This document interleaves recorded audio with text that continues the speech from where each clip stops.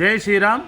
హిందూ బంధువులందరికీ ముందుగా అయోధ్య బాలరాముని విగ్రహ ప్రతిష్ఠా మహోత్సవ శుభాకాంక్షలు. హిందువుల యొక్క ఆకాంక్ష అయినటువంటి రామ మందిర నిర్మాణం 500 సంవత్సరాల నుండి సుదీర్ఘ పోరాటం తర్వాత రేపు జనవరి 22వ తారీఖు అయోధ్య నగరంలోని ఆలయంలో విగ్రహ ప్రతిష్ఠా మహోత్సవం జరుగుతుంది. యావత్ ప్రపంచం కూడా అయోధ్య వైపు చూస్తున్నది. ఈరోజు మనకందరికి కూడా ఎంతో గర్వంతో తల ఎత్తుకొని నిలబడాల్సినటువంటి రోజు కాబట్టి మరొకసారి హిందూ బంధువులందరికీ కూడా బాలరాముని యొక్క విగ్రహ ప్రతిష్ఠా మహోత్సవ శుభాకాంక్షలు. అదేవిధంగా మన సంగారెడ్డి పట్టణంలో ప్రతి మందిరం కూడా రేపు అయోధ్య యొక్క విగ్రహ ప్రతిష్ఠా మహోత్సవం కార్యక్రమానికి ముస్తాబవుతుంది. అందరూ కూడా వారి దగ్గరలో ఉన్నటువంటి మందిరంలో జరిగే కార్యక్రమాల్లో పాలు పంచుకొని అట్టి కార్యక్రమాలను విజయవంతం చేయాలి.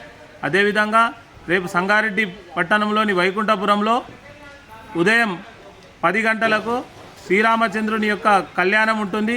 అదేవిధంగా 3 గంటలకు కారుల ర్యాలీ ఉంటుంది. మళ్ళీ సాయంత్రము మహాఆరతి కార్యక్రమాన్ని వైకుంఠపురం వారు నిర్వహిస్తున్నారు.